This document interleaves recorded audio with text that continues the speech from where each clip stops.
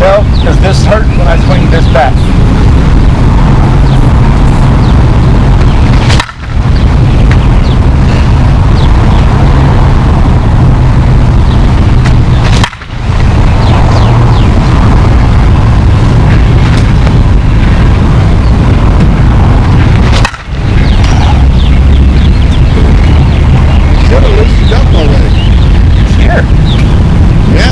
It's stiff. I bet it's got over 350 swings on it. At least.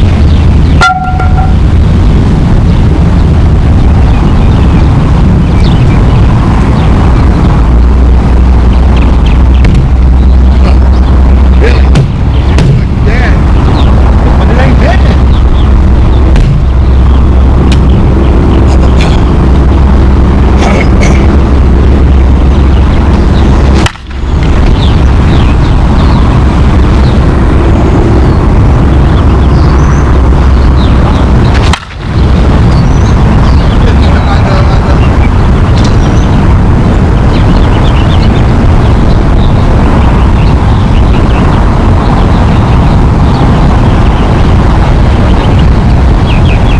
Now getting some of the striations in the paint.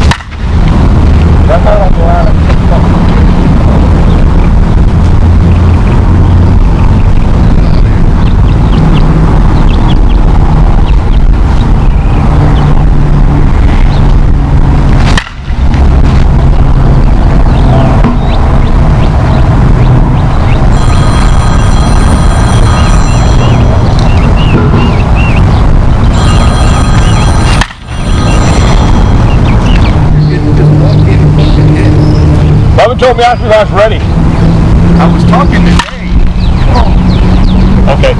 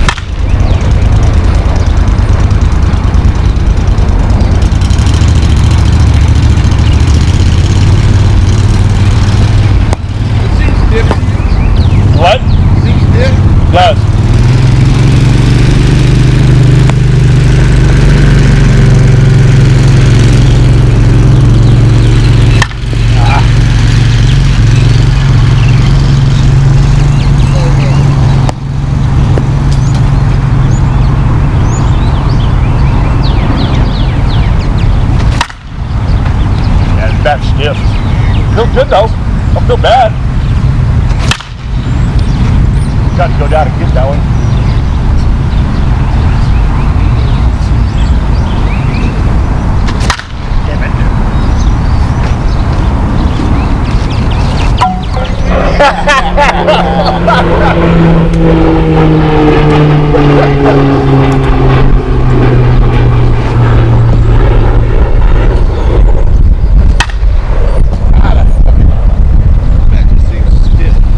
It is stiff.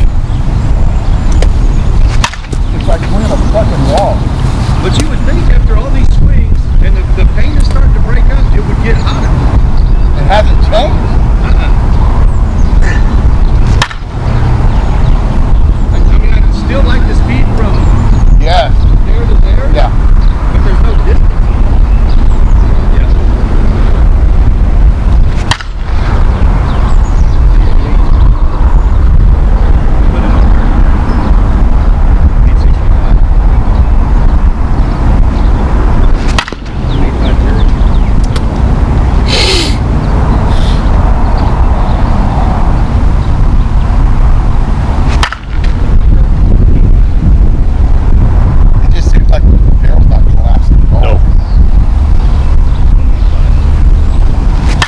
asked me if it was stiff, and yeah, it's stiff.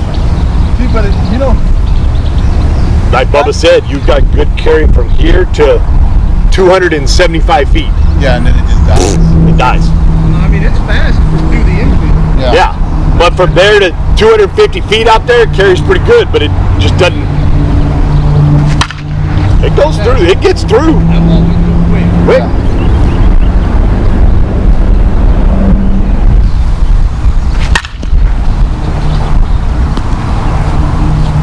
Like your dad said, something wrong with it. You're not getting a consistent swing every time.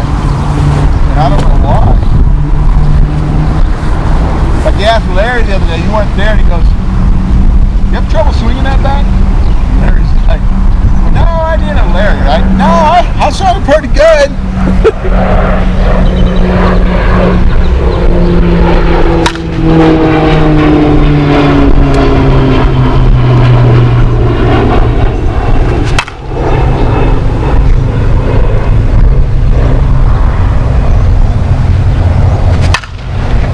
See, that's fucking through there. Yep.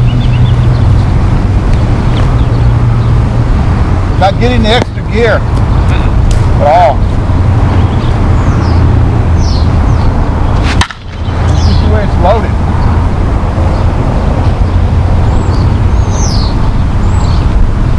But then you would think that other one, because it's end-loaded, would be better. And it ain't worth a shit. Yeah, but still got a 9.6 handle weight.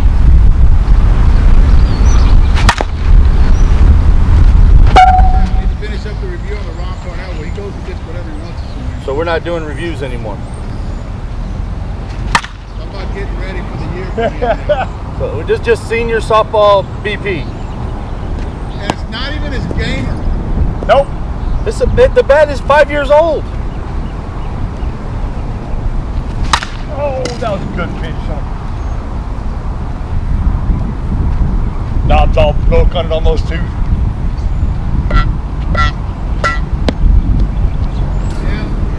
Yeah, that was there. You can still sell this.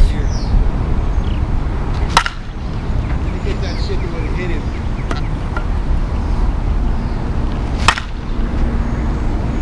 I don't think you can hit a ball any better, Bo. Dude, I'm hitting it good. One hop defense as far as I can get it with this fucking bat.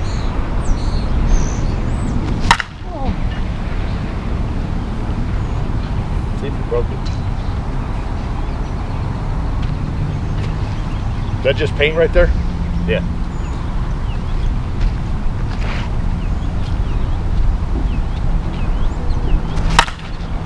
The hands are too heavy at it for one. You ever notice when you really hit one, you don't get that follow through? Because it has no ass to it. Because the handle weight's 10-1. God, So it's But it doesn't have that mass on the head, so that might be there's no distance with it, but that's what your distance of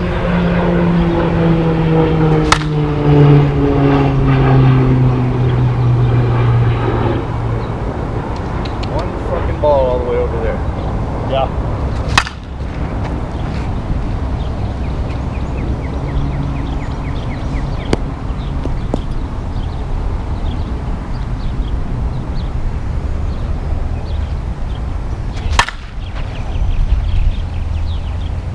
Nice gap job. You can come play on our team and you play a 6-man infield and 4-man outfield. What? Yeah. We played Escobar, they had 6 fucking infields. Dude. Come on, good. One hop defense, but that's as far as I can get it. All right, we just finished up the review, the 2020 Easton Empire, the Ron Parnell, the mother load. As you guys can see in the video, I really didn't care too much for this bat, and I'm going to go into a long list of things I didn't like about it. Billy didn't like about it. Bubba liked it, but then again, Bubba's cock strong, got a lot of leverage. You know, he's 46, I think he'll be this year. Bubba's got a tremendous amount of bat speed. I don't think he can pick up anything. First of all, a lot of you younger guys will pick it up and you'll swing it and you'll kind of like it, you know, because your bat speed is up there. A lot of the older guys will not like this bat. I'm telling you right now, there's no flex in the hands, no flex in the handle. It's almost like you're not pushing anything whenever you're swinging. You're not pushing an end load. It has no flex in the barrel, and guys, we gave it. It actually has striations, a little bit of striations in the paint. It's got a paint chip on it, and you can see a little bit of striations around that paint chip. And when this happened, we were thinking that the bat was going to start loosening up in the barrel. It never did. It never hit, like I talk about tiers or gears. It never hit that extra tier and that extra gear where it started to loosen up. A lot of your soft barrel bats, when you start swinging them, will actually hit different tiers, like it's break-in period, right? How many balls it's hit. This bat never did that. I couldn't tell you between the first time swinging it to the last time swinging it if it had got any better. Stiff barrel on it, no flex. You can see Bubba standing on this handle. Bubba's 270 pounds, 260, 270. He barely collapsed with both feet this handle. If you do that to one of my other top tier bats, you're going to collapse. You're going to get a flex in that handle. This did not. Okay, and you can feel it while you're swinging it. And why Easton did this to these bats on the Ron Parnell? Why are you adding weight? This would be my question to these guys. Why are you adding weight to the hands when in theory you don't add weight to the hands? Look at all the other, go to my website, look at the bat weights on hands. That's old school shit. That's what DeMarini used to do back in the day. That's what Combat did a lot.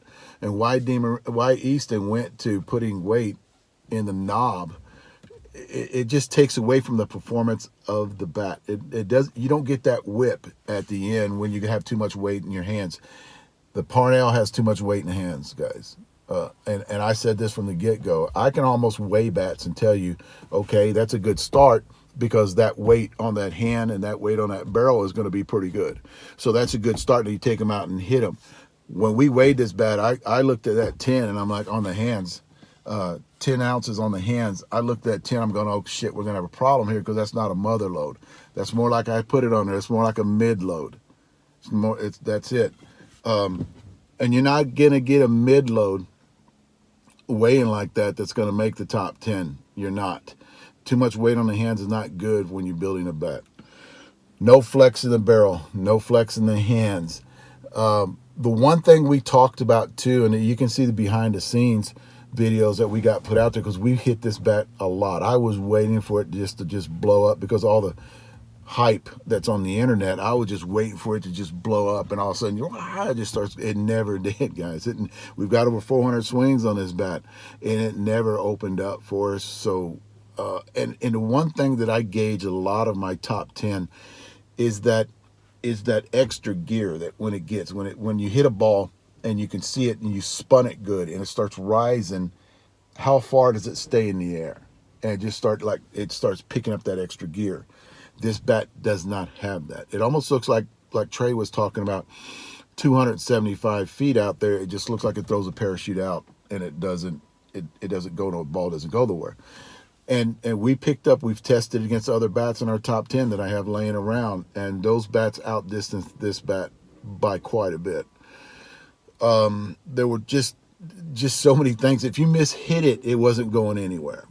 You actually had to square it up really good to actually cut it to get it to go anywhere, get any ball to go anywhere. Bubba squares the ball up, not squares, but cuts it really good, and he's got a consistent swing when he hits. He was getting performance out of the bat, but he almost, whenever he would swing it, and then he would go back to what we always have all of our bats, the top 10 laying out there and laying around. So he would pick up one of those bats and hit it, and just boom, and it would outdistance this bat. Through the infield, that's another thing too. Through the infield, it would have tremendous ball speed through the infield. Like, it would get through an infield fast, and almost like, and I've talked about bats like this in the past.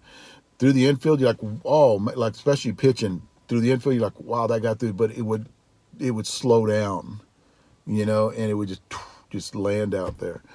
I call it back in the day like it threw a parachute at the ball, would just throw a parachute at and just slow down. Wouldn't get that extra gear like a lot of my top 10 right now gets that extra gear. Any bat you pick in my top 10, top 11, because the Big Cat got it too, is it would get that extra gear where you see the ball, some more than others, but you would see the ball just start rising on you, you know, because it has that mass. That tells me the bat's loaded good. In my top 11, those bats are loaded pretty good. There's some different than others, but those bats are loaded pretty good. None of those bats have a 10-ounce handle weight. Guys, I'm going to put this bat at number 12. The only reason, because I'm going from 1 to 15 this year, because we have so many good bats out there. This bat did not even make my top 10. It's number 12 behind the Big Cat, because I think the Big Cat is number 11, which that's a good bat too. And it's not right behind the Big Cat. Big Cat's a lot better than this bat. It just, my opinion, guys. I mean, a lot of people out there pumping up the hype on this bat. We never saw it. We never got the performance on it. Stiff barrel. A lot of young kids going to like it. You know, Bubba swung it, never cracked it. It got a paint chip in it, and that's it. It's right there. You guys can see there's a paint chip in that bat. Right there. It's not a crack. Never cracked it. Bubba swung it the whole time. Got over 400, I'm going to say 430 swings on it. Never cracked. Stiff barrel. A lot of young kids going to pick it up. You're going to love it because you're generating a lot of bat speed. A lot of you older guys are going to freaking hate it. You're not going to like it. Just wait. It's way too stiff. Like you can hear me in the video saying it swings like a log. It does swing like a log. Sorry, guys. Number 12, Ron Parnell, Easton Empire. Thanks, guys.